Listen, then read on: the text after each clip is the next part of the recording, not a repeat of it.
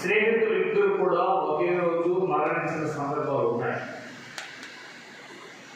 ఇంకా కొన్ని సందర్భాల్లో చూస్తే భార్యాభర్తలు కూడా ఒకే రోజు మరణించిన వాళ్ళు ఉన్నారు.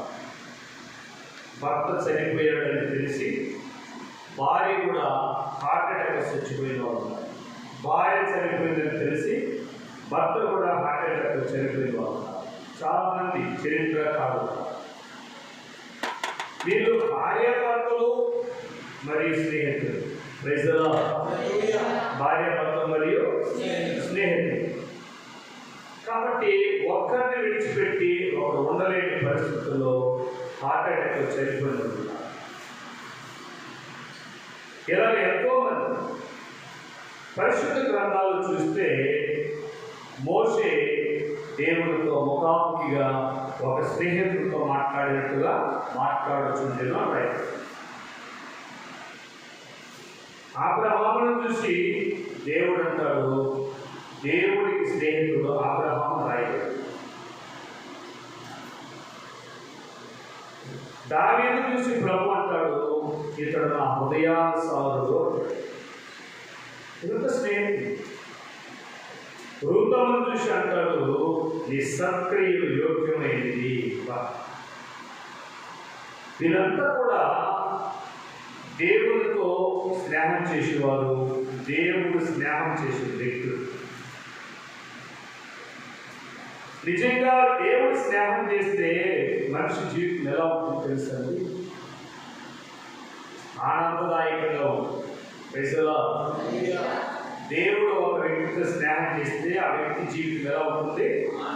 ఆనందదాయకంగా, అవధులు లేని ఆనందం. ఇదేమి కాదు, దీనిలోనే కాదు, ఎక్కడ ఏది కుదురుండదు. అంతటి ఆనందాన్ని కలిగించేవాడే మనం ఆరాధించే దేవుడు. ఆయనే మన స్నేహితుడు, నిజ స్నేహితుడు. అయితే సొలొమోను రాజు గారు జ్ఞానయుక్తమైనటువంటి సామెతలు రాస్తూ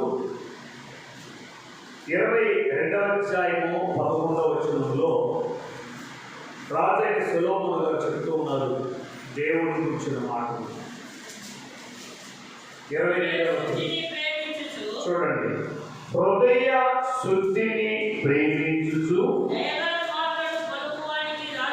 దయగల మాటలు పలుకువానికి రాజు స్నేహితుడను, దేవుడు స్నేహితుడను. మనం ఆరాధించే దేవుడు రాజాది రాజు, రాజు కాదైనా రాజాది రాజు. ఎవరికైనా దేవుడు స్నేహితుడుగా ఉంటాడంటే హృదయ శుద్ధి గలవారి. చెప్పండి.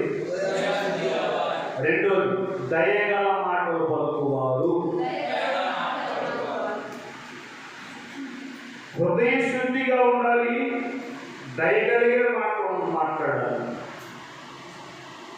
మన మాటలు ఒక వ్యక్తిని, ఒక జీవితాన్ని, ఒక కుటుంబాన్ని కట్టాలి కానీ పోల్చుకోండి. రాజులు ఎప్పుడు కూడా రాజ్యాన్ని, రాజ్యంలో ఉన్న కుటుంబాలను, రాజ్యంలో ఉన్న వ్యక్తులను కట్టడానికే ఆశపడతారు కానీ పోల్చడానికి ఆశపడదు. అది రాజు యొక్క మనసు. అయితే దేవుని ఇక్కడ గమనించవలసిన సత్యం ఏంటంటే మత్తయి సువార్త 5:8 వచనంలో ప్రభువైన యేసుక్రీస్తు వారు కొండ మీద ప్రసంగములు అంటారు, హృదయ శుద్ధి గలవారు ధన్యులు, వారు దేవుడిని చూచెదరు. ఇక్కడేమంటారు సొలొమోను గారు? హృదయ శుద్ధిని ప్రేమించుచు దయగల మాటలు పలుకు వారికి రాజు స్నేహితుడను. దేవునికి స్తోత్రం. హల్లెలూయా. రాజే ఒక వ్యక్తికి స్నేహితుడైతే వాడి జీవితం ఎలా ఉంటుందో తెలుసా? లోకానుసారమైన రాజులు పై దేశాన్ని చూసి స్నేహితుస్తారు. ఇటు రూపురేఖలు ఎలా ఉన్నాయి, పొడుగు ఎంత, లాగంత, వెయిట్ ఎంత. ఈరోజు పేపర్లో చూశారు. చాలా బాధ అయింది. 100 గ్రాములు ఎక్కువ ఉందంట ఒలింపిక్లో టాప్ టెస్ట్. ఒకేసారి 2 గోల్డ్ మెడల్ సాధించినటువంటి బిడ్డ. నిజంగా ఆ బిడ్డ మనం గెలిచినప్పుడు దేవుడు స్థుతించారు. మన ఇండియాకి గర్వకారణంగా ఉంది. ఆ రోజుకి ఈ రోజుకి 100 గ్రాములు పెరిగింది. Only 100 grams. గేమ్స్ గురించి పక్కన తీసుకొచ్చుకోవాలి. ఎందుకంటే అన్నీ ఉన్నాయి. 100 గ్రాములు వెయిట్ పెరిగింది. మనం వేసుకున్న డ్రెస్సు అది కూడా 1 గ్రాము ఉండొచ్చు కదా, టైం చూపించు. ఎందుకంటే దానికి ఎంత కావాలో అంతే ఉంటుంది. మొన్న చోటకి వెళ్ళాం, పిక్నిక్ వెళ్ళాం. రోప్ వేలో రన్నింగ్ అవడానికి ఒక అబ్బాయి నిలబెట్టాం. వాళ్ళు యాక్సెప్ట్ చేయడం వాడు ఎందుకంటే ఆ రోప్ లెవెల్ వెయిట్ ఎక్కువ ఉన్నాడు. 200 ఇవ్వాలి, అప్పుడే వాళ్ళు ఎక్కడ చాటు పంపిస్తారు. 400 ఇస్తారంటే ఒక కుదరదని అంటారు. కారణం ఎందుకంటే ఇది 100. దేవుడికి గమనించండి, ఒక స్పోర్ట్స్కి 100 గ్రాములు పెరిగినందుకే ప్రపంచంలో ప్రఖ్యాతిగా పేరు నిలబెట్టినటువంటి ఆమెని పోనీలే అనుకుని చేర్చుకున్నారా? లేదు. సరే, పిల్లలు ఏదో ముచ్చట పడుతున్నాడు కదా, వీళ్ళు కూడా 2 రోజులు ఎక్స్ట్రా ఇస్తున్నారని రోడ్లు పంపించారా? లేదు. అయితే సాధారణంగా ఒలింపిక్ నిలబెట్టడానికి ఒక రూల్స్ ఒప్పుకోనప్పుడు, ఆదాయం కోసం పనిచేసే రోప్ వేలు పంపించడానికి అధికంగా ఆదాయం ఇస్తానన్న వాళ్ళు ఒప్పుకోనప్పుడు, నువ్వు నేను ఆరాధించే దేవుడు అన్నింటినీ ఒప్పుకుంటాడా? ఒప్పుకోడు. మన దేవుడు ఎంత ప్రేమ కలిగిన దేవుడో అంత ఖచ్చితమైంది. ప్రైజ్ ది లార్డ్, హల్లెలూయా. మన దేవుడు ఎంత దయ కలిగిన దేవుడో అంత రోషం కలిగిన దేవుడు. ఆయన ఎంత కరుణ కలిగిన దేవుడో అంత దహించి అగ్నిలాంటి వాడు కూడా. ఆయనలో లేని క్వాలిటీస్ అనేది ఏది లేదు.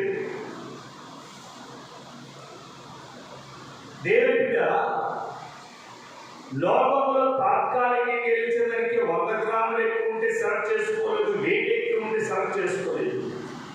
ప్రకృతిలో ఉన్నవారే ఆరాధించే రాజానికి స్నేహం చేయాలంటే ఈ క్వాలిటీస్ ఎలా ఉండాలి తెలుసా? కులం కాదు, మతం కాదు, అందచందాలు కాదు, ఐశ్వర్యం కాదు, నీ బ్యాక్గ్రౌండ్ కాదు, నీ బాడీ వెయిట్ అండ్ హైట్ కాదు, నీ చదువు కాదు, నీ ఉద్యోగం కాదు. ఆయన దేని కోరేవాడు కాదు, హృదయ శుద్ధిని ప్రేమించేవాడు. హల్లెలూయా.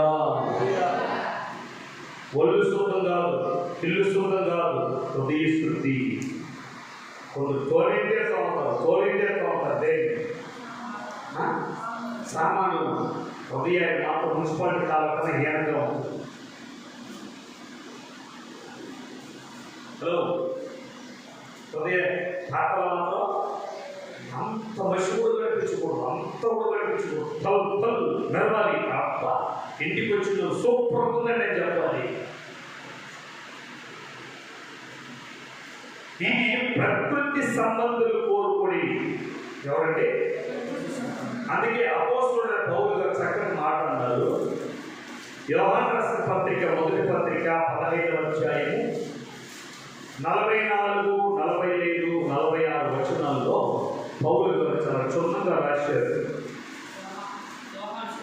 సరే, మొదటి కొరింథీయులకు రాసిన పత్రిక 15వ అధ్యాయం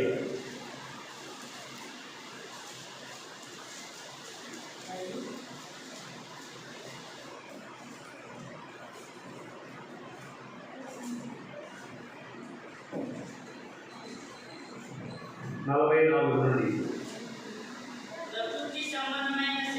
నేను చదివేస్తున్నాను. ఆయన ముద్దుల పునరుద్ధానము అలాగే శరీరం క్షయమైనదిగా విత్తబడి అక్షయమైనదిగా లేపబడును, ఘనహీనమైనదిగా విత్తబడి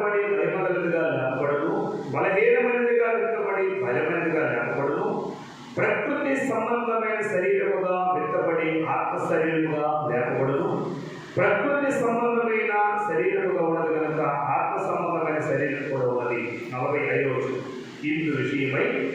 ఆదాము మొదటి మనుషుడు జీవించు ప్రాణి ఆయనని రాయబడుతున్నది. కడపటి ఆదాము జీవించే ఆత్మ అయిన ఆత్మ సంబంధమైన మొదటి కలిగినది కాదు, ప్రకృతి సంబంధమైనది అయితే మొదటి కలిగినది. తరువాత ఆత్మ సంబంధమైనది మొదటి మనుషుడు, భూ సంబంధమైనది మట్టి నుండి పుట్టినవాడు, రెండవ మనుషుడు పరలోకం నుండి వచ్చినవాడు. హల్లెలూయా. ఇక్కడ గమనించాలి, ఆత్మ సంబంధి, ప్రకృతి సంబంధి. చెప్పండి. ప్రకృతి సంబంధి అనగా లోకానుసరమైన వ్యక్తులు, లోకాన్ని ప్రేమించేవారు, లోకంలో ఉన్న వాటిని ప్రేమించేవారు, లోకంలో ఘనత కోరుకునేవారు, లోకంలో ఖ్యాతి కోరుకునేవారు, లోకంలో ఉన్నతమైన స్థాయిని కోరుకునేవారు. వీరంతా ఏమంటే ప్రకృతి సంబంధి. చెప్పండి. ఈ ప్రకృతి సంబంధమైనటువంటి మెప్పుకోలు, గొప్పలు నీకుంటే గొప్ప దేవుడు నిన్ను ప్రేమించడు. గొప్ప దేవుడు నిన్ను ప్రేమించడు. నా కులం గొప్పది, మతం గొప్పది, నేనే గొప్పది, నేనెవరికి లోపడ, నేనంటే నేను అనుకుంటా ఉంటుంది. నువ్వంటే నువ్వుగానే ఉంటావు, నేనంటే నేనుగానే ఉంటాను దేవుడు. అర్థమైందండి? నువ్వుగానే ఉండు, నేనుగానే ఉంటాను, నీకు నాకు సెట్ అవుతావు. ఒక వ్యక్తి ఆపదలో ఉన్నాడు, ఆపరేషన్ చేయాలి, రక్తం ఏదో ఒక రక్తం ఎక్కిస్తే ఆపరేషన్ జరగదు. ఆ వ్యక్తి బ్లడ్ ఏ గ్రూపో, ఏ కులం, ఏ మతమైన, ఏ చేతన, ఆడమత ఎవరైనా కావచ్చు, సేమ్ గ్రూప్ ఎక్కిస్తేనే ఆ వ్యక్తి బ్రతుకుతాడు. వేరే గ్రూప్ ఏ ఒక్కటి ఎక్కించినా just 5 ml spot time, spot లో చచ్చిపోతాడు. దేవుడి మీద గమనించాలి, ఆత్మ సంబంధమైన నీలో ప్రకృతి సంబంధమైన ఏ పాయింట్లకు ప్రవేశించినా నీలో ఉన్న ఆత్మ సంబంధం చచ్చిపోతుంది, ఆత్మిక చనిపోతుంది. ఆత్మిక చనిపోయినప్పుడు దేవుడి స్నేహితుడు కాలేడు, దేవుడితో స్నేహము చేయలేడు. రాజుగారి దగ్గర ఉన్నది నువ్వు కోరుకోలేదు. ఆత్మ సంబంధం ఎలా ఉంటాడంటే లోకంలో ఉన్న వాటిని విసర్జించి ఆత్మ సంబంధమైన వాటిని కోరుకొని పరిశుద్ధాత్మను పొందుకున్న వారికి ఉంటారు. హల్లెలూయా. ఈ పరిశుద్ధాత్మ వచ్చినప్పుడు ఒకసారి పరిశుద్ధాత్మ ఉంది నీళ్ళు ఏం చెప్పలేదు. సస్పెన్స్. ఆ ప్రకృతి సంబంధి కాదు, ఆత్మ సంబంధం. ఏ సంబంధం తెలియదు, శరీర సంబంధం. ఎందుకంటే బైబిల్ వచనం చెప్తుంది, ప్రకృతి సంబంధి లోకాన్ని, లోకంలో ఉన్న వాటిని ప్రేమిస్తారు, లోకంలో గొప్ప వ్యక్తులు కోరుకుంటారు. ఆత్మ సంబంధులు ఎలా ఉంటారంటే ఆత్మలో అలంకరణ పొంది లోకానుసరణ ఎదురుపెట్టి ఆ ఆత్మానుసరణ పరిశుద్ధాత్మ దేవుడితో స్నేహం చేస్తారు. హల్లెలూయా. అప్పుడు పరిశుద్ధాత్మ దేవుడు అవసరాన్ని కూడా తీర్చగలుగుతాడు. గమనించాలి. ఒకసారి ఇప్పుడు దగ్గోలు గ్రామం అనుకోండి. ఈ ఊళ్ళో ఒక నిరుపేదలు ఇద్దరు వచ్చారట. ఎవరండి? గట్టిగా చెప్పాలి. నిరుపేద కుటుంబాలు, 2 కుటుంబాలు వచ్చాయి. ఈ ఊరికి పెద్ద ఒక రాజు ఉన్నాడు అనుకున్నాం. రాజు ఉన్నాడు.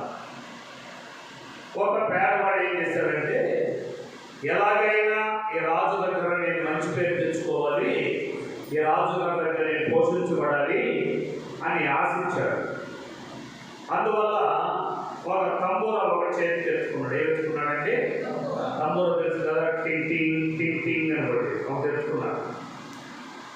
వీడు ప్రతిరోజు ఏం చేస్తాడంటే వీధుల్లో తిరుగుతూ రాజు వస్తున్నాడు టింగ్ టింగ్ టింగ్ టింగ్, రాజు వస్తున్నాడు టింగ్ టింగ్ టింగ్ టింగ్ అని కూడా తిరుగుతాడు. ఎక్కడ చెప్పాలి.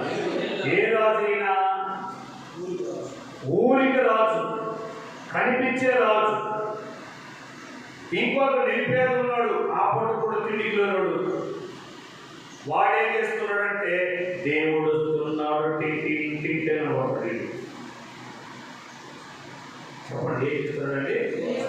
ప్రకృతి సంబంధం ఏమని కొడుతున్నాడు?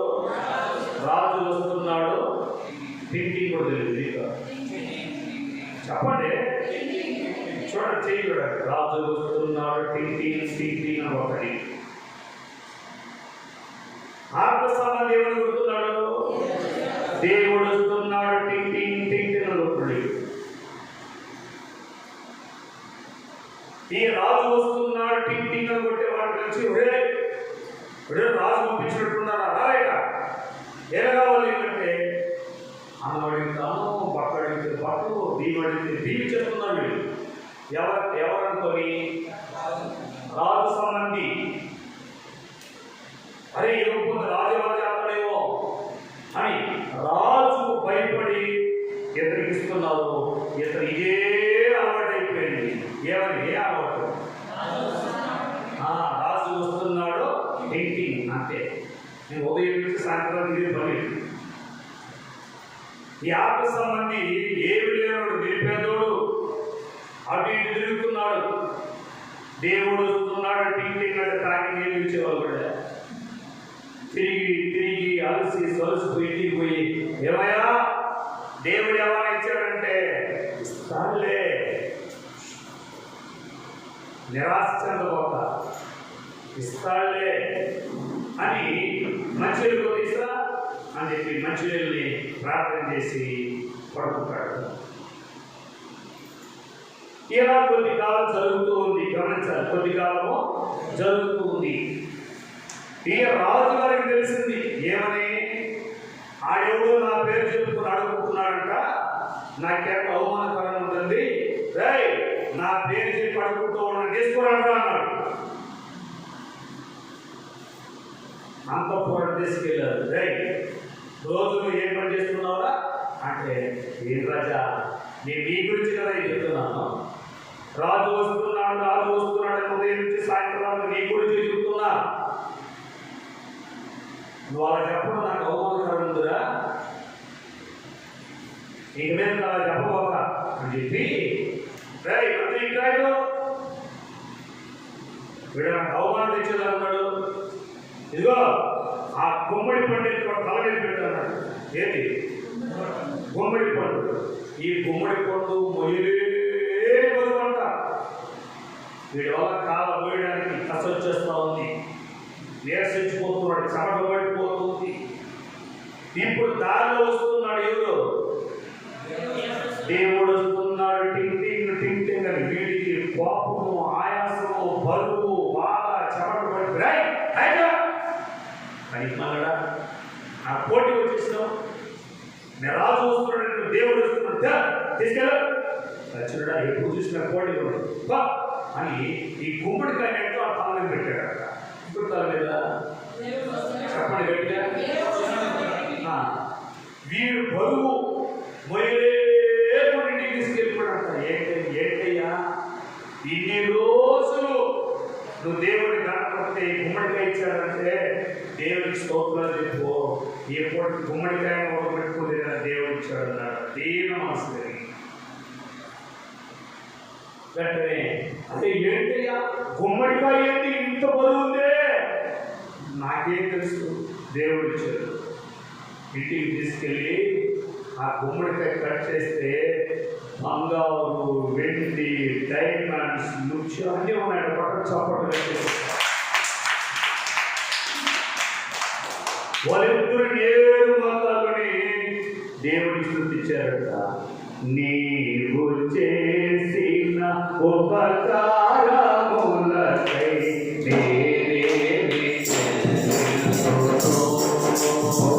నీవు చేసిన ఉపకారములకై చెల్లించును. వేలాది దోడలనా వేలాది కొట్టేలనా నీవు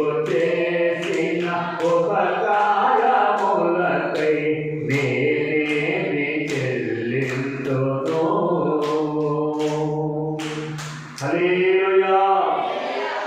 దొరికింది కదా అని చెప్పి అయ్యా పగలు దొరికింది ఎడి తిరుగుతుందని గంతులైన వాళ్ళు సంబరపడిపోలేదు, అతిశయించలేదు. ఇచ్చిన దేవుడికి మోకరించి దేవుడి స్తుతించడం ప్రారంభించారు. బా ఈ హృదయ శుద్ధిని దేవుడు చూశాడు. హల్లెలూయా. ఈ హృదయ శుద్ధిని దేవుడు చూశాడు. ఏంటి హృదయ శుద్ధికి అర్థమైందా? కీడు కలిగిన మేలు కలిగిన దేవుడికి తప్ప వేరే ఎవ్వరికి హృదయంలో స్థానం లేకుండా ఉంటారే వారేనండి హృదయ శుద్ధి కలిగిన వాడు. కలిగితే సంబరపడిపోయి లేనప్పుడు తీరా పడిపోయి అలా బాధపరుస్తూ ఇలా సంతోషపరిచే వాళ్ళు కాదు. నీ స్థితి ఏది ఉన్నా, నీ స్థాయి ఏది ఉన్నా ఒకే మనసు కలిగి ఉండాలి, పరిశుద్ధమైన మనసు. దేవునికి స్తోత్రం. యోగ గ్రంథం 1:22 చూస్తే మాట్లాడుతుంది. సమస్తాన్ని పోగొట్టుకున్నారు యోగు గారు, అన్ని కోల్పోయారు. దానికి ముందు మాట లేవు నా తల్లి గర్భము నుండి దిగంబరినై వచ్చింది, దిగంబరినై అక్కడికి తిరిగి వెళ్ళెదను. యెహోవా ఇచ్చెను, యెహోవా తీసుకోలేను, యెహోవా నామమునకే స్తుతి కలుగును గాక. ఇప్పుడు కొట్టండి చప్పట్లు పెట్టుకోవచ్చు. చిన్న చిన్న పోయిందానికి దేవుడు నాకు అన్యాయం చేశాడు, దేవుడు నాకు ఎందుకు చేయలేదు, నాకు ఎందుకు అవమానం జరిగిపోయిందని నిందించేందుకు దేవుడి స్నేహితురాలువేనా? దేవుడి స్నేహితులేనా? సమస్తం కలిగి ఉన్నప్పుడు హృదయంలో స్తుతి, సమస్తం పోగొట్టుకున్నప్పుడు హృదయంలో స్తుతి. స్తుతి మీన్స్ సింహాసనము. హల్లెలూయా. హృదయంలో పరిశుద్ధమైన సింహాసనం. కాబట్టి ఈ ఆత్మ సంబంధి అయినా ఏ బైబిల్ గీత వీరు బైబిల్ జరిగిపోతాయి. వినుట వలన విశ్వాసం కలుగును, చూచుట వలన కళ్ళు మంటవచ్చును. రైట్. కాబట్టి దేవుడి దైవచనమా, ఈ ఆత్మ సంబంధమైన వాడు తన స్థితి ఏదైనా హృదయంలో దేవునికి తప్ప ఎవరికి స్థానమే లేదు, ఎవరి దగ్గరికి నాకు ఇలా ఉంది అని సహాయం కోరలేదు. ఈ గుమ్మడికాయ తెచ్చింది ఎవరు? ప్రకృతి సంబంధి. అబ్బా దేవుళ్ళగా వచ్చామని చెప్పి వాడు దేవుడిలో పోవడలేదు. ఈరోజు ఎంతో మంది బిడ్డలు ఎవరైనా సహాయం చేస్తే దేవుడిలో చూడండి, ఆయన ద్వారా నేను అభివృద్ధి చేయాలండి, ఆయన లేకపోతే ఇల్లు లేదండి. దేవుడికి వచ్చే మహిమ ఏ మనిషికి వచ్చినా దేవుడు ఒప్పుకోడు. హల్లెలూయా. ఆయన చెందవలసిన స్థితి వేరొకరికి చెందితే ఒప్పుకోడే. రోషం కలిగిన వారి విషయంలో. కాబట్టి ఇక్కడ ప్రకృతి సంబంధి చేతికి వచ్చిందని కూడా పోగొట్టుకున్నాడు. ఆత్మ సంబంధి తన నిరీక్షణ దేవుడు సిగ్గుపరచకూడనట్లుగా ఎవరైతే మాటి మాటికి అవమానపరిచాడో వాడి ద్వారానే వీనికి ఘనత వచ్చేలా చేశాడు దేవుడు. హల్లెలూయా. దేవుడి బిడ్డ, దేవుడికి నువ్వు స్నేహితుడుగా స్నేహితురాలుగా జీవిస్తే నేను ఎవరు అవమానపరిచి కించపరిచి చులకన చేసి హీనంగా చూస్తారో వారి ద్వారానే ఘనమైన కార్యము నీకు దేవుడు చేస్తాడు. పట్టలు చెప్పండి.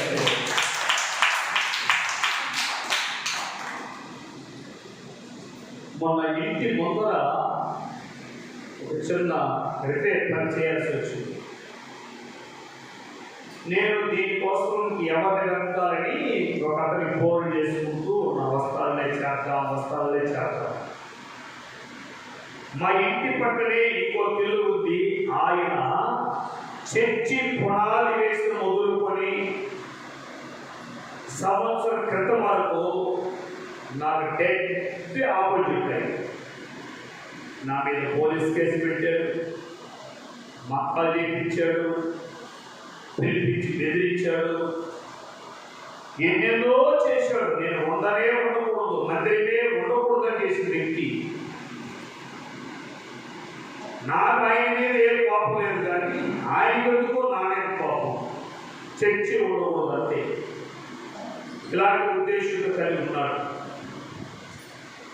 ఒకనాడు 2 చేతులు పెట్టుకొని అబ్బా అమ్మా అని మూలంగా పడుతున్నాడు ఆయన.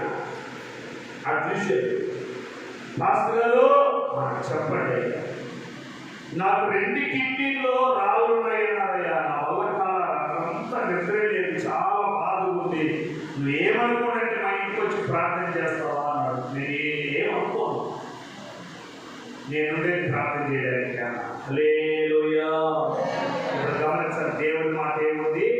హృదయశుద్ధిని ప్రేమించుచు దయగల మాటలు మాట్లాడు వాడికి రాజు స్నేహితుడును, దేవుడు స్నేహితుడును.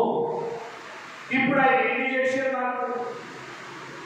అది నీ మనసులో కూడా చూసావా, నువ్వు నా చేసినట్టు నా దేవుడు పెట్టాడు చూసావా అని అనుకున్నాను అనుకో, ఇది దయగలిగిన మనసా?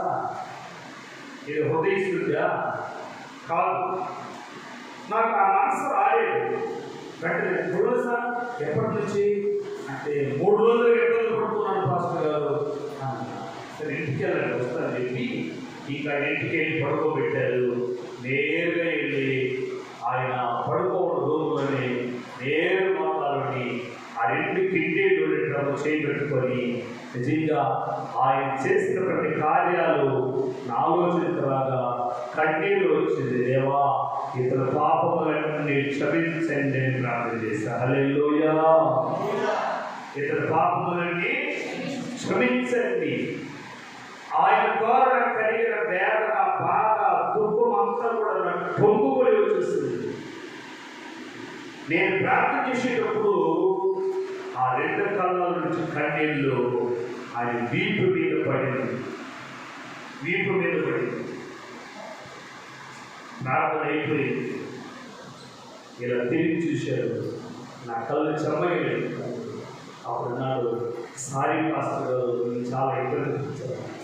లేదులయ్యా, దేవుడు మంచివాడు.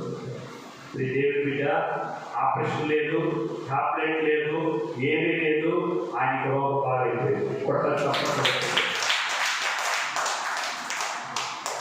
ఆ రోజు దేవుడు మంచి దేవుడు అని నమ్మాడు, నచ్చుకోవడం ఇంకా నమ్మలేదు. నేను మన అవసరపడుతూ ఉంటే ఆయనే నన్ను పిలిచి, ఏం పాస్టర్ గారంటే ఈ విధంగా నేను అర్థం చేసుకున్నాను, నీకెందుకో నేను చేపిస్తావుగా అని ఆయనే చేసి పంపించి, ఆయనే ప్రజలు పంపించి, ఆయనే బ్రహ్మను పంపించి మొత్తం ప్రత్యేకించారు. ఎందుకు మాట్లాడుతున్నానంటే హృదయ శుద్ధి, దయగల మాటలు. చెప్పండి. ఇప్పుడు ఆయన ద్వారా నాకు హాని జరిగింది, కీడు జరిగింది, హింసించబడ్డాను, అవమానించబడ్డాను, ఎన్నో రకాలుగా కురికి ఏడ్చిన రోజులు ఉన్నాయి. అలాంటి వ్యక్తికి ఒక ఆపద వచ్చిందని నా హృదయం అవమానంగా అనుకుంటే ఇది పాడైపోయిన హృదయము. ఈ హృదయంలో దేవుడు ఉండడు. ఈ దేవుడు కోరుకోడు. అలాంటి వాళ్ళ దేవుడు స్నేహం చేయడు. అలాంటి వాడి ప్రార్థన దేవుడు వినడు. అలాంటి వ్యక్తికి వాడి కుటుంబానికి దేవుడు ఆదరణకర్తగా నిలబడడు. దేవుడు ఎంత మంచి దేవుడికి శత్రువుగా చూసిన ఆయనే నాకు స్నేహితుడై నేను చేయాల్సిన పని అంతా ఆయనే చేయించాడు. దేవునికి స్తోత్రం. హల్లెలూయా. అయిపోయిన తర్వాత ఇంటికి వెళ్ళి చాలా థ్యాంక్స్ అండి, నిజంగా మీరు ప్రయాసపడకపోయింటే నేను చాలా బాధపడవలసిందంటే ఆయన స్వరాన్ని కళ్ళలో నీళ్ళు తిప్పుతున్నాడు. నీ ద్వారా నీ దేవుడు చేసిన దానికన్నా నేను చేసింది ఎక్కువ అన్నాడు. పట్టాలి చెప్పడం ఎవరు చేశారు? స్నేహితుడు. నీకు దేవుడుగానే పెట్టుకోకూడదు, ఆయన్ని రాజుగానే ఉంచుకోకూడదు. ఆయన్ని దేవుడు ఎలా చేసుకోవాలన్నా స్నేహితుడుగా చేసుకోవాలి. అప్పుడు దేవుడి స్నేహితుడు అవ్వాలంటే నీ హృదయములో ఎలాంటి కల్మషము, చేదు, పగ, అసూయ, కుట్రత్వాలు ఏది ఉండకూడదు. ఆయన గురించి పొంగిపోతా ఉందా, ఆయన గురించి బాధపడతా ఉందా, ఆయన గురించి వేదన పడతా ఉందా, నీ హృదయానికి దేవుడు ఎంత స్నేహితుడు అవుతాడు? నీ కుటుంబంలో ఉన్న వ్యక్తే కదా, నీ భర్తే కదా, నీ బిడ్డే కదా, పరాయివాడా. మరి ఆ పరాయివాడు అన్ని చేశాడు, నన్ను మరి ఏ ప్రేమించగలిగాడు? నువ్వు ఎందుకు ప్రేమించలేకపోయావు? నీకెవరి మనసు?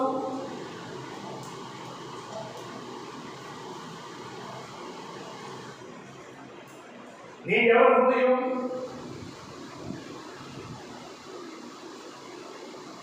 ఊరికి ఒక్కొక్క ప్రార్థన చేస్తే దేవుడు ఆలోచించేవాడు కాదన్నా. తమ్ముడు, ఏదో ప్రార్థన చేస్తే గొప్పదైపు.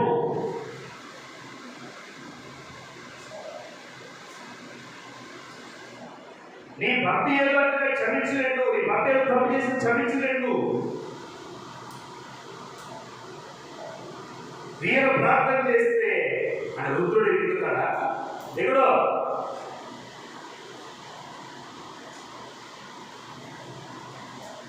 ఏ చేతితో నాకు స్మార్ట్ చేయాలనుకున్నాడు, అదే చేతి నాకు ఆనందించింది. కొట్టలు support. That is God's miracle. అదే దేవుడు చేసి అద్భుతం.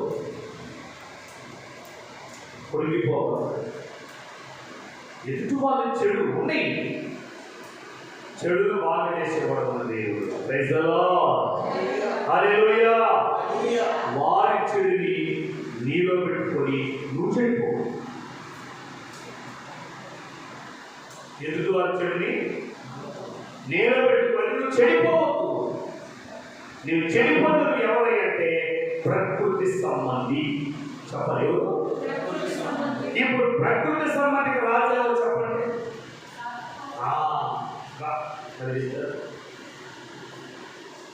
ప్రకృతి సంబంధికి ఎవరు? సాతాను రాజు. ఆత్మ సంబంధికి రాజు ఎవరు?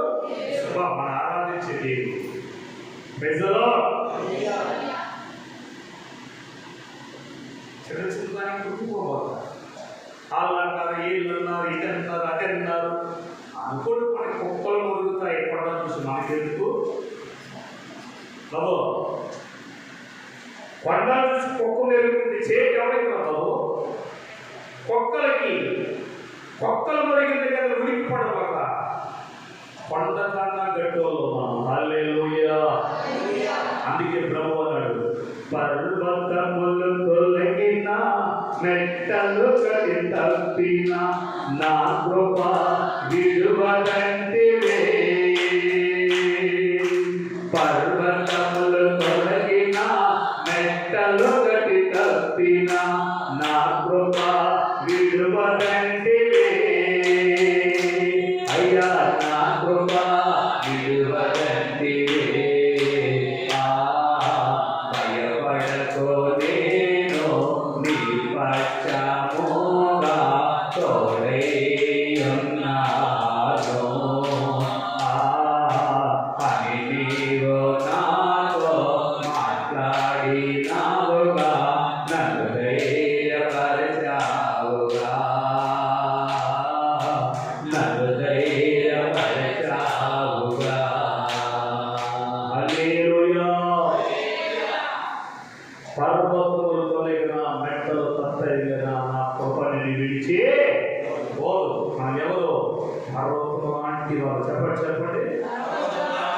రెడీ చెప్పండి.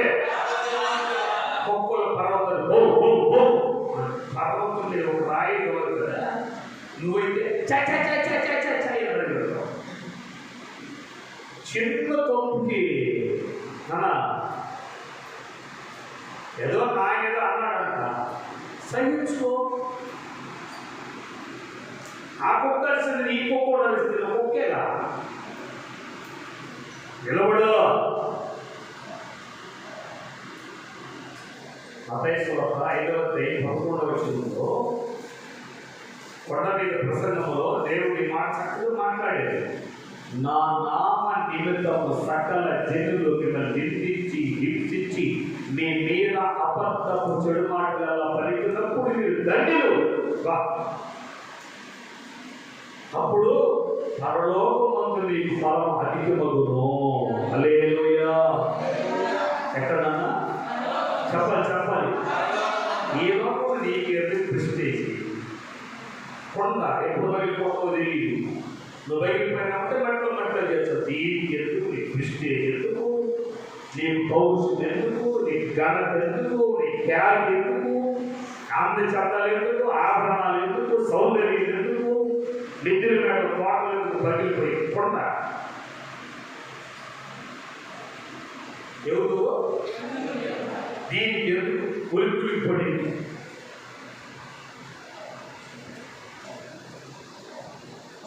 నా నామనిందు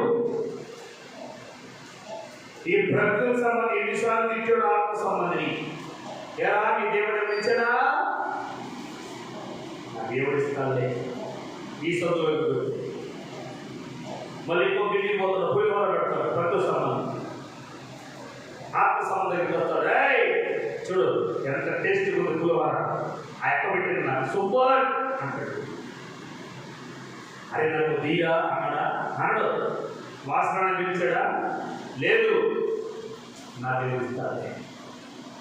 ఆ ఇచ్చాడు దేవుడు. తెల్లవారిని చూస్తా ఉన్నా, నీళ్ళు నిప్పులకు వీధికి దేవుడు వస్తున్నాడు చెప్తున్నావు.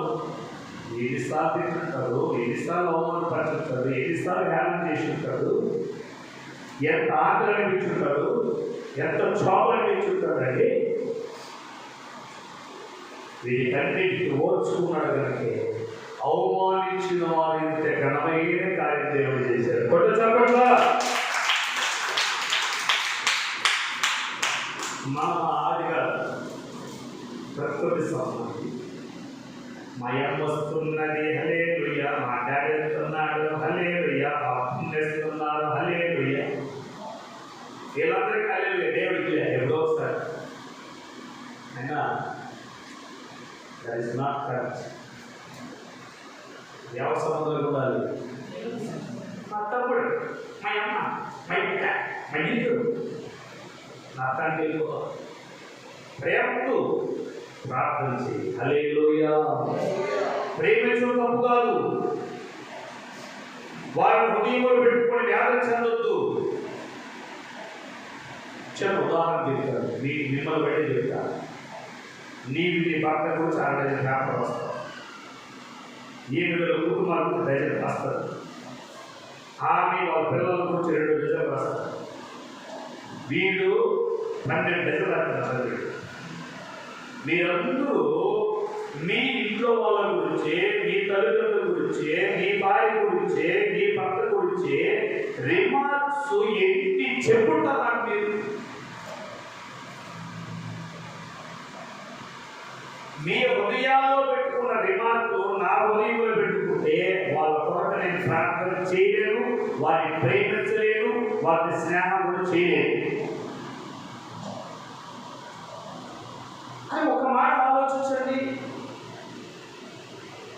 మీ కుటుంబీకుల మీద ఉన్న నీ రిమార్కులు తెచ్చి నా దగ్గర చెప్పినప్పుడు దాన్ని లక్ష్య పట్టగా పక్కన పెట్టి నేను తొలగించేది అప్పచెప్పేసి మళ్ళీ నేను ప్రేమించగలుగుతున్నాను. కానీ నువ్వు భర్తని ప్రేమించలేకపోతున్నావు, కుటుంబీకులను ప్రేమించలేకపోతున్నావు.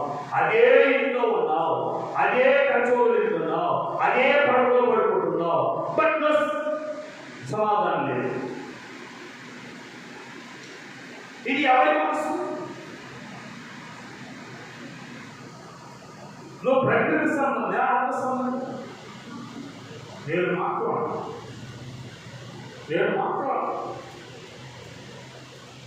ఆడు అలాంటి వాడు ఆడు ఎవరు నీటిగా పశువు పెట్టినాడు సిగ్గిరే నీకు కాలు కట్టించుకోలేదు కదా, సంసారం చేయగా పెట్టగలరా?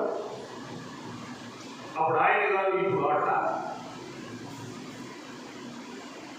ఇప్పుడు ఆడగారు ఎవరున్నాడు అని ప్రశ్నిస్తే నెలకోగలుగుతుంది. గొప్పమ్మ ప్రాణమే పోయినా హృదయ స్థానంలో ఎదురు గౌరవాన్ని కాపాడుకోవాలి. హల్లెలూయా. దాన్ని మనం ఏం చేయాలి? కాపాడుకోవాలి. దాన్ని దేవుడు చూస్తాడు. అదే హృదయశుద్ధి. నువ్వు వచ్చిన వాటిని ప్రార్థన చేస్తా. ఎస్తేరు గ్రంథం మనందరి దాన్ని నేను ఆడించుకుంటామంటే మనసు అక్కడ ఉంటుంది. మనసు ఏం చేస్తుందో చేతులు అర్థం చేస్తారు. తెలుసా నీకు? మనసు ఏం చేస్తుందో స్థూపం అక్కడ ఉంటుంది. నువ్వు అటు ఇటు ఆడుతున్నమాట వాటికి వెళ్ళేది అర్థం.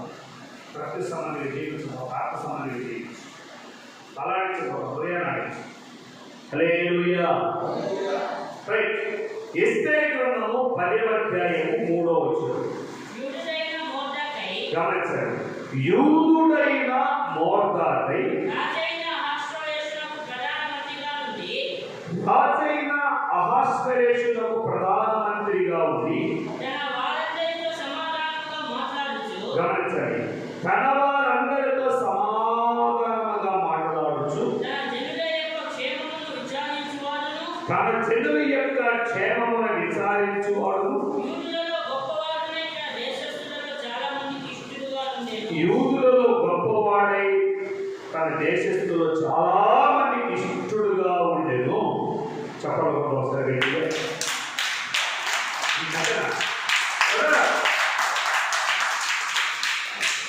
రైట్. యూదుడైన మొర్దెకై చెప్పండి. ఇప్పుడు యూదుడైన మొర్దెకై శోషణ కోటలోకి బానిసత్వంలోకి లేదు. ఈ శోషణ కోటల వాళ్ళు యూదుల మీదకి యుద్ధానికి వెళ్ళి యూదులని బానిసలుగా చేసుకున్నారు. ఇప్పుడు స్వతంత్రం లేదు. వీళ్ళకి ఏం లేదంటే స్వతంత్రం లేదు. వాళ్ళు ఏం చెప్తే వీళ్ళదే చేయాలి. అలాంటి స్థితిలో ఉన్నారు, బానిసత్వం స్థితిలో ఉన్నారు. ఏంటి? దేవుడిని పూజించకూడదు, ప్రార్థించకూడదు, ఆరాధించకూడదు, ఏం చేయకూడదు. చేస్తే చంపేస్తారు వాళ్ళు. అది కండిషన్స్. ఇలా ఉన్నటువంటి ఆ దినాలలో ఈ మొర్దెకైని సెక్యూరిటీ గార్డుగా నేర్చుకున్నాను. ఏ పని అంటే సెక్యూరిటీ గార్డుగా నేర్చుకున్నాను.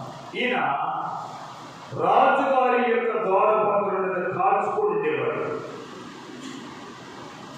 వస్త్రాలు కూడా వేరే వస్త్రాలు. ఇలా ఉంటున్న ఆ సందర్భాల్లో హామానుకు దీటైన వారు కొందరు రాజునే చంపాలి అని ప్లాన్ చేశారు. అది రాజుగారికి తెలియదు, ఇతరులకి తెలియదు. సెక్యూరిటీ గార్డు కాబట్టి తెలుసు. వాళ్ళు మాట్లాడుకుంటుండగా విన్నారు. విన్నదాన్ని రాజుగారికి చెప్పలేదు. కానీ రాజు క్షేమాన్ని కోరేటటువంటి బాడీ గార్డ్స్ వాళ్ళు చెప్పారు. ఆ యొక్క అపాయం జరగకుండా రాజుగారి క్షేమాన్ని కోరిన వాడు మొర్దెకై. ఆ రాజు ఎవరైతే విగ్రహారాధికుడు, దేవుడికి విరోధమైన వాడు, దేవుడికి ఇష్టమైన వాడు, భయంకరం తాగుబోతుడు, ఇంకా చెప్పాలంటే ఆయన స్త్రీ శరీరం హెచ్చలు కలిగిన వాడు. మంచి క్యారెక్టర్ ఒక్కో లేదు. ఆయన అర్థమవుతుందండి. మంచి క్యారెక్టర్ ఒకటే కూడా లేదు. అది ఎంత సైకో అంటే తన భార్య అందాన్ని పరాయి స్త్రీలు చూసి, పరాయి పురుషులు చూసి మెచ్చుకోవాలనుకున్న సైకో.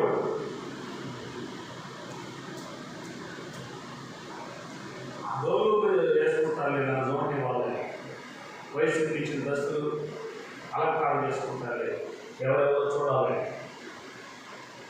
అది జనరల్.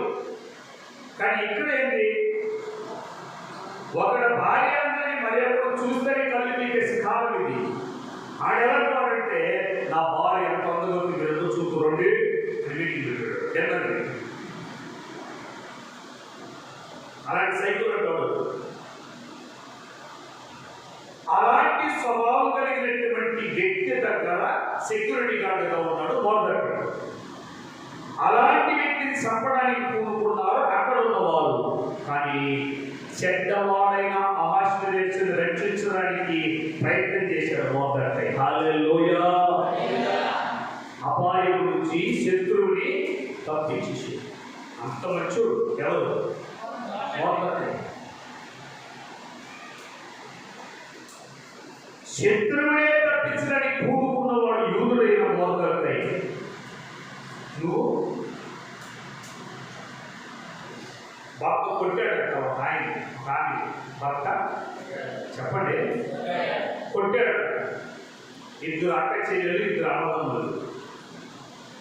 నాకు తెలుసు కుటుంబం తిరుపతిలో ఇద్దరు మేస్త్రి పని చేస్తారు. నేను 4 గంటల అట్లా కుటుంబాన్ని దర్శించడానికి వెళ్ళాను. ఆ రోజు రాత్రి అక్క చెల్లెలు గొడవలు వచ్చింది, భార్య భర్తలు గొడవలు వచ్చింది. వీళ్ళేదో కొట్టేసి వెళ్ళిపోయాడు, పనికి వెళ్ళిపోయాడు, వేసిపోయాడు. 3 గంటలకు మోకరించి ప్రార్థన చేస్తున్నారండి ఇద్దరు.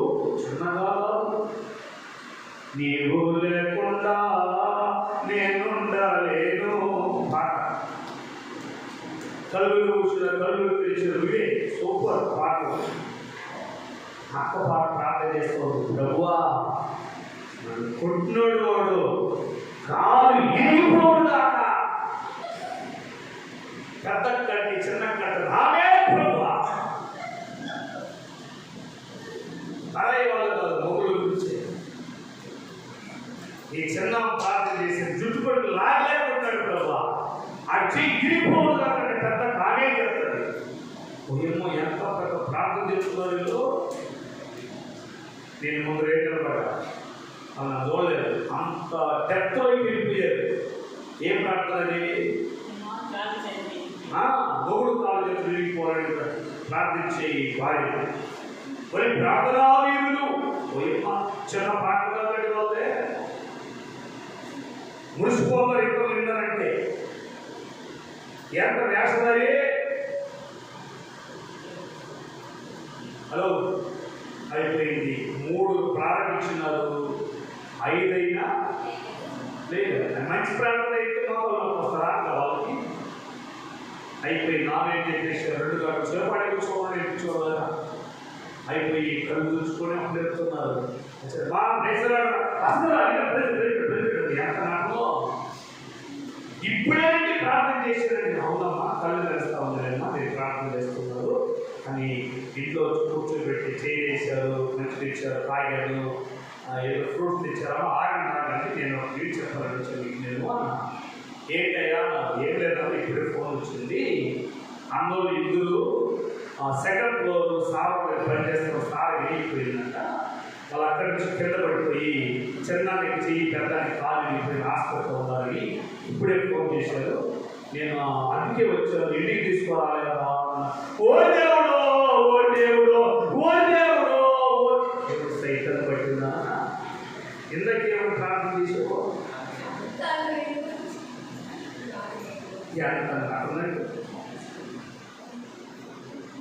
అంటే ఏంటి, మీరు ఓ దేవుడు అని నా ప్రార్థనలకి కాలేసే స్తోత్రం చేయించే స్తోత్రం అనేదాన్ని కృతజ్ఞత చెప్పవు. ఇలాంటి యాక్షన్ చేస్తున్నారు, ఓవర్ యాక్షన్స్. కళ్ళు బీకెళ్తారు నిన్న జాగ్రత్త. రైట్, వీళ్ళు ఆగత్యం చేశారు, ఆగడాలు చేశారు, గుసగుసలు అనుకుంటున్నారు. వెళ్ళి చూడమే ఆ ప్రార్థన చేసే కదా దేవుడు చేసినట్టున్నాడు ఇంకా పైగా అనుకుంటున్నారు. వీళ్ళు ఇలా డిస్కషన్ జరుగుతాం, హాస్పిటల్లో ఉన్నారంటమ్మా. నేను కూడా ఎలా అనుకున్నాను, ఎందుకు ఇంటికి వచ్చాను, మీరు తెలుసుకోవాలని అంటా ఉన్నాను. ఐదారులో ఆయన కర్ర పెట్టుకొని పెట్టారా మట్టకర్ర పెట్టుకుని కాపీ పెట్టుకుని వస్తున్నారు ఇద్దరు. నన్ను చూసి అయ్యారు ప్రైజ్లో ప్రైజ్లో బాగున్నారా? బాగున్నాను. ఎప్పుడు వచ్చినారు? నేను 3 గంటలకు వచ్చాను. వీరికి ఏం అర్థం కాదు. ఎవరికి? ఇంకోళ్ళకంటే మన ప్రార్థన ఫాస్ట్గా చేశారు, అందుకు ఇలా చేశారు. రైట్, వచ్చావు. వీళ్ళు ఇల్లులోపు ఎంత అతిమర్యాదో ఏంటంటే చెప్పండి గట్టిగా, ఎవరికక్కడ మార్పుకోవడానికి అది ఇప్పుడు వచ్చిన లైవ్ అవుతుంది. లోడికి మంచిది ఒకటి కట్టిలాగా నీకెందుకు నాకు ఏంటి నాకు ఇది హృదయసుమా, ఈయన దయగలిగిన మాటల, ఈయన దేవుడి స్నేహమా, ఎవడో దేవుడు అంటే లోపలేకపోతాడు. ఇంకా అయిపోయింది. అందరూ వచ్చారు, నేనే సబ్జెక్ట్ చెప్పాల, సైలెంట్గా అయిపోయాను. అందరూ కూర్చున్నారు, వాక్యం చెప్పా, పశ్చాత్తాప వాక్యం చెప్పా. ఒకరి పాపాలు ఒప్పుకొని ఒకరికొకరు ప్రార్థన చేయండి అన్న మాటను చెప్పా. అంతే. చిన్న కాలం మీద పెద్ద కాలం మీద కూడా ఓని ఏడవడం మొదలు పెట్టారు. ఏంటే చెప్పేసారు, గుర్తంతా ఇంకా కొట్టు చెప్పడం గుర్తంతా ఏడే చెప్పేసారు. అయ్యా నీకోసం ఎలా ప్రార్థన చేస్తానయ్యా, నేను క్షమించయ్య, ఎలా ప్రార్థన చేస్తాయ్యా, క్షమించయ్యా.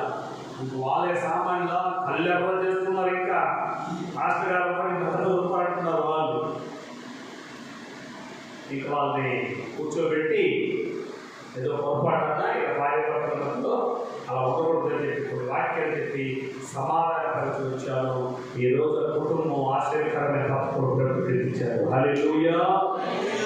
ఇక్కడ చూడండి, మోర్దెకై భ్రష్టు పట్టినటువంటి ఒక రాజు క్షేమము కొరకై త్యాగం చేస్తున్నాడు. మోర్దెకై మంచి మనసు కలిగిన వాడు.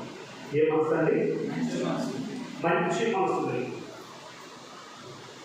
ఇప్పుడు హామాను 127 రాజ్య సంస్థానంలో ఉన్న యూదులని హతమార్చాలని, చంపాలని రాజుగారినే మైమరిపించి, రాజుగారి దగ్గర పత్రిక రాయించి, రాజముద్రాన్ని ముద్ర ఇప్పించి యూదులు ప్రతి కుటుంబానికి నడిపించాడు. యూదులు చంపేస్తా 24వ తేదీ ఉదయం 11 గంటలకు ఉరికమ్మ అయిపోతారని చెప్పి ఆజ్ఞ.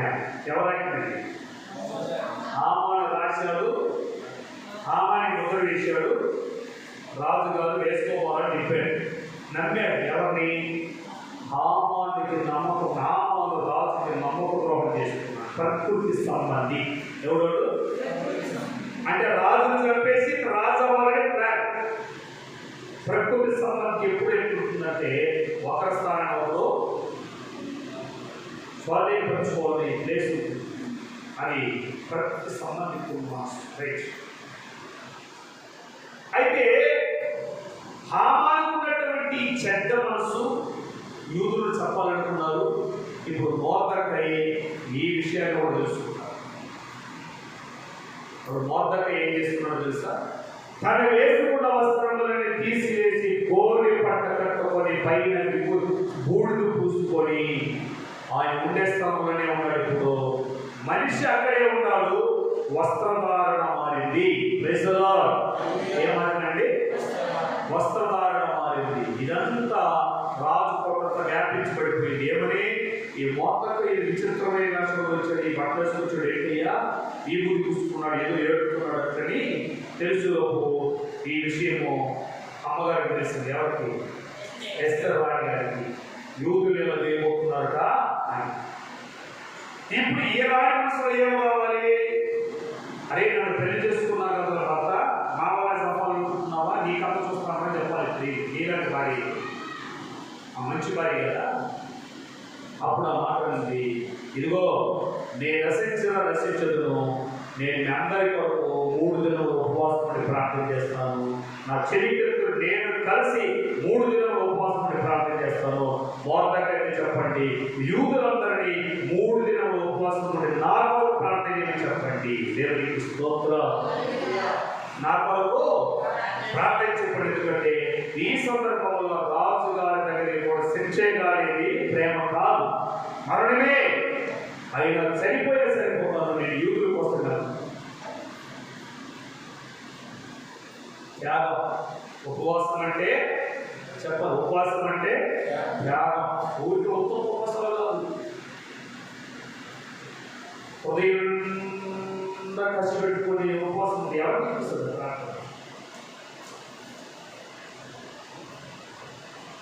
అలా చూడండి, ఇలాంటి మంచి మనసుతోటి ఎస్తేరు గారు ప్రార్థన చేస్తారు. ఈ మంచి మనసుతోటి మొర్దెకై గారు ప్రార్థన చేశారు. దేవుడు వాళ్ళ ప్రార్థన అంగీకరించిన దేవుడు ఆ యొక్క పట్టణ మీద రావాల్సిన మరణ శిక్షను జీవకరంగా మార్చేశాడు. దేవుడికి స్తోత్రం. ఎలా మార్చేశాడంటే మరణకరాన్ని చెప్పడంలో మరణకరాన్ని నేను ఈ చెప్పడం మార్చాడా? నీ ప్రార్థన పనికిరాని వాడిని మంచోడు మార్చాడు. నీ ప్రార్థన నీ ప్రార్థన చేస్తానే ఉంటానంట. వాళ్ళ మానే ఇప్పుడు చెప్పండి, వాళ్ళు మారాలా నువ్వు మారాలా? చెప్పే కుదరదు, నేను ఎట్టే ఉంటా, నువ్వు మారా.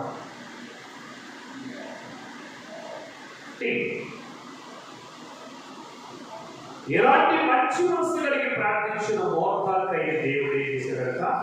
ఉన్నతమైన స్థానంలో దేవుడు ఏం చేశాడు? ఒక మాట చదివి ప్రార్థన చేద్దాం. సామెతల గ్రంథం 14 35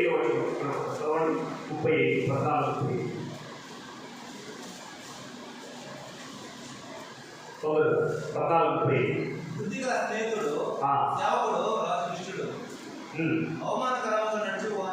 అవమానకరముగా నడుచుకున్న వారి మీద రాజు కోపించును. చెప్పండి చెప్పండి, ఎవరి మీద? ఎవరికి అవమానకరంగా? రాజుకు అవమానకరంగా.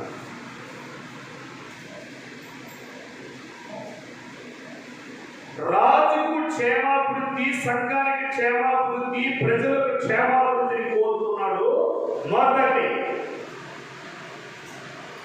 రాజు స్థానం కోసం ప్రజలు నా దగ్గర బానిసలుగా ఉండాలి, నేనే అధికారిగా ఉండాలని కోరుకుంటున్నాడు హామాను. ఏదో సంవత్సరాలు ఉన్నాడు హామాను అహష్వేరోషు రాజు దగ్గర.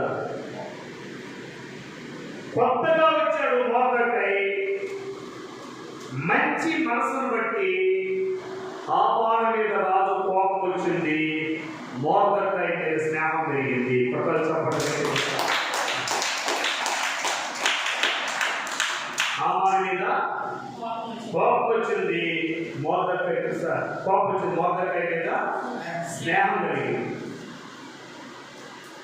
ఇప్పుడు మొర్దెకైలో ఉన్నటువంటి మంచితనాన్ని బట్టి రాజు మొర్దెకైని ప్రధానమంత్రిగా చేశాడు. ముందే చదువుకున్నాము. దేవునికి స్తోత్రం. 10:3 ఇప్పుడు 10:3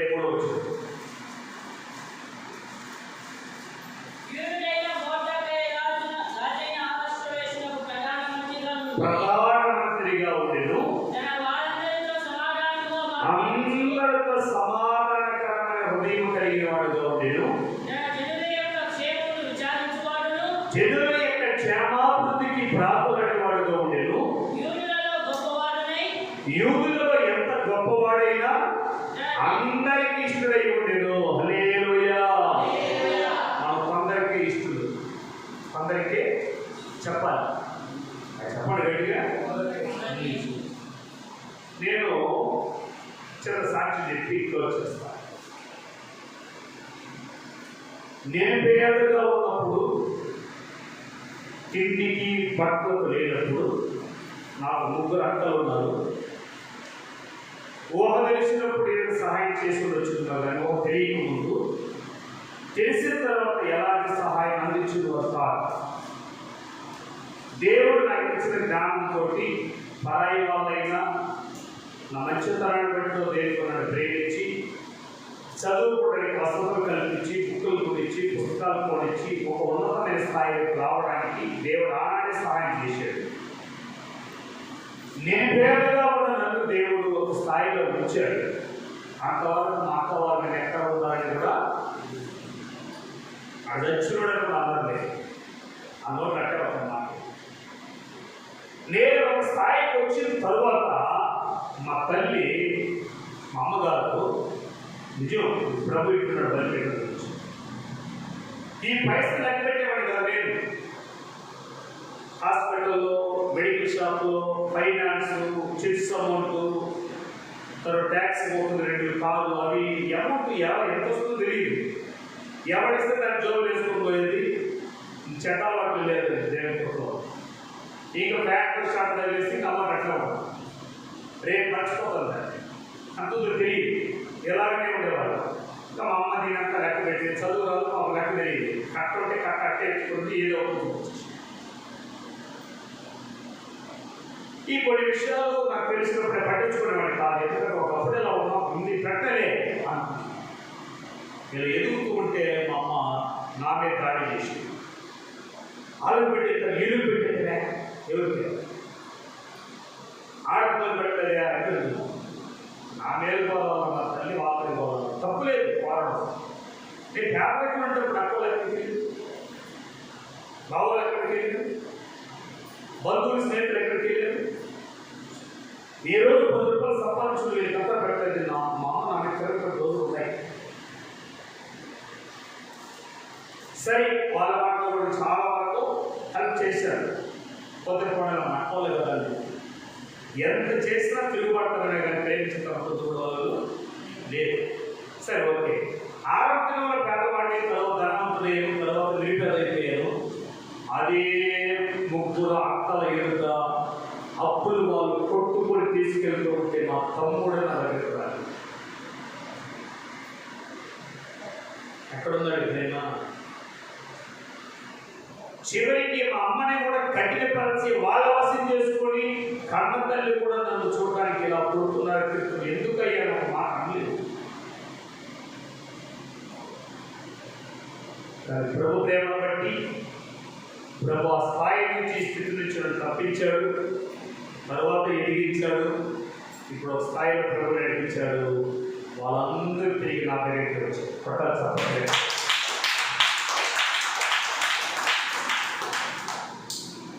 చివరికి ఏ 3 అక్కలను ఆధారంగా చేసుకున్నామే తిరగబడిందో ఆతోలు తెలుసు. ఆ 3 అక్కలే కన్న కూతుర్లే మమ్మల్ని అనాది అనే హాస్పిటల్లో పడేశారు. ఆరోగ్యం కాలేదు. 3 అక్కలు ఎక్కడికి పోయింది కూతురు ప్రేమ? ఎవరినైతే తృణీకరించాడో ప్రోత్సహించిన కళకు మోదాయి అవుతున్నట్టు మళ్ళీ నేనే వెళ్ళి అమ్మ స్వార్థ చెప్పాను. దేవుడు ఆమెను బ్రతికించాడు. సాక్షాత్కారంగా అమ్మ నిలబడింది, ప్రార్థన చేసింది. ఆమె ద్వారా మా కుటుంబీకులను రక్షించబడ్డారు. ఒక మంచి స్థాయిలోకి మా వెళ్ళిపోయి దేవుడికి స్తోత్రం కలుగుతారు. దేవుడి బిడ్డ ఎందుకు మాట్లాడుతున్నానంటే, సుబుద్ధిని ఆధారం చేసుకొని బ్రతకండి, ప్రకృతి సంబంధులుగా బ్రతకండి, లోకంలో గౌరవ మర్యాదలు, పరువు ప్రతిష్ట కోసం బ్రతకండి. ఇలా బ్రతికితే దేవుడు నీ స్నేహితుడు కాలేదు.